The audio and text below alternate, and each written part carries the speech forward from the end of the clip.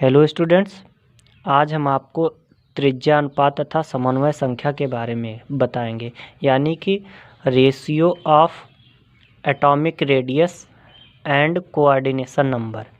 त्रिज्या अनुपात क्या होता है? अगर त्रिज्या अनुपात निकालना चाहें तो हम कह सकते हैं त्रिज्या अनुपात इक्वल टू होता है धनायन की त्रिज्या अपान ऋणायन की त्रिज्या। यानी कि धनायन की त्रिज्या कोई भी आपका अगर क्रिस्टल दिया गया है तो अगर वो आयनिक क्रिस्टल है तो उसमें धनायन तथा ऋणायन होते हैं और उन्हीं के अनुपात जो उन्हीं की त्रिज्या का अनुपात होता है उसी को हम त्रिज्या अनुपात कहते हैं। यानी कि R C plus upon R A minus, यानी कि कैटायन की जो रेडियस होती है और एनायन की रेडियस होती है उसी के रेशियो को हम एक प्रकार से रेशियो ऑफ एटॉमिक रेडियस कहते हैं। तो इस प्रकार से एटॉमिक रेडियस हम निकाल सकते हैं। अब जो त्रिज्या अनुपात होता है उसी के आधार पर हम समन्वय संख्या और आयनिक क्रिस्टल का आकार जो है उसको पता कर सकते हैं। यदि त्रिज्या अनुपात 0.155 से 0.225 के मध्य होता है तो इस धनायन जो इसमें उपस्थित धनायन होगा वो त्रिकोणीय रिक्त पर स्थित होता है। त्रिकोणीय रिक्त क्या होता है? अगर एक हम स्ट्रक्चर बनाएं तो इस तरह से स्ट्रक्चर बना सकते हैं क्रिस्टल की, और जैसे क्रिस्टल की स्ट्रक्चर बनाएंगे तो इनके कोनों पर जहाँ पर कोने होंगे यहाँ पर एक प्रकार से परमाणु उपस्थित होंगे, और जब परमाणु उपस्थित होंगे तो इनके बीच अगर हम देखें तो इनके बीच एक प्रकार से त्रिकोणीय संरचना उपस्थित होती है, रिक्त छूट जाती है, और जो त्रिकोणीय रिक्त छूट जाती है उसी को एक प्रकार से हम त्रिकोणीय रिक्त कहते हैं। और इसी जगह पर क्या कैटायन उपस्थित होगा इस फॉर्म में। यानी कि अगर इसकी त्रिज्या अनुपात 0.155 से 0.225 के मध्य होता है तो धनायन जो होगा वो त्रिकोणीय रिक्त पर उपस्थित होगा तथा समन्वय संख्या जो इसकी होगी वो 3 होगी। यदि त्रिज्या अनुपात 0.225 से 0.414 के मध्य होगा तो धनायन जो होगा वो चतुष्फलकीय रिक्त पर उपस्थित होगा, यानी कि उसमें अगर रिक्त जो होगी वो चतुष्फलकीय होगी।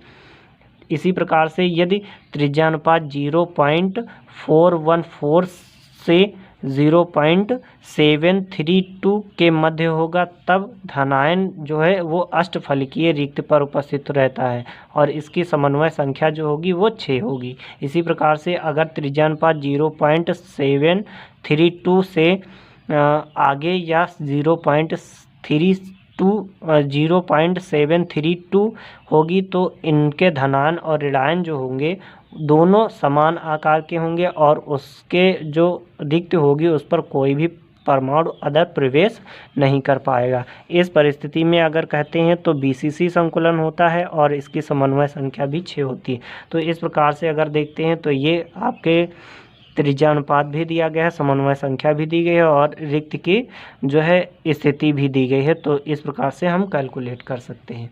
नेक्स्ट है क्रिस्टल संरचना से तत्व के घनत्व का परिकलन, यानी कि क्रिस्टल संरचना जो होती है उससे घनत्व को कैसे निकाल सकते हैं। तो घनत्व को जब निकालेंगे तो हम जानते हैं घनत्व जो होता है वो इकाई सेल का द्रव्यमान अपान इकाई सेल का आयतन होता है। यानी कि इसके जो रेशियो होता है किसी इकाई सेल का द्रव्यमान और इकाई सेल का आयतन के अनुपात को ही उसका घनत्व कहते हैं। तो अगर हम उसके द्रव्यमान की बात करते हैं, इकाई सेल के द्रव्यमान की बात करते हैं तो प्रति इकाई सेल में परमाणुओं की संख्या मल्टीप्लाई एक परमाणु का द्रव्यमान होता है।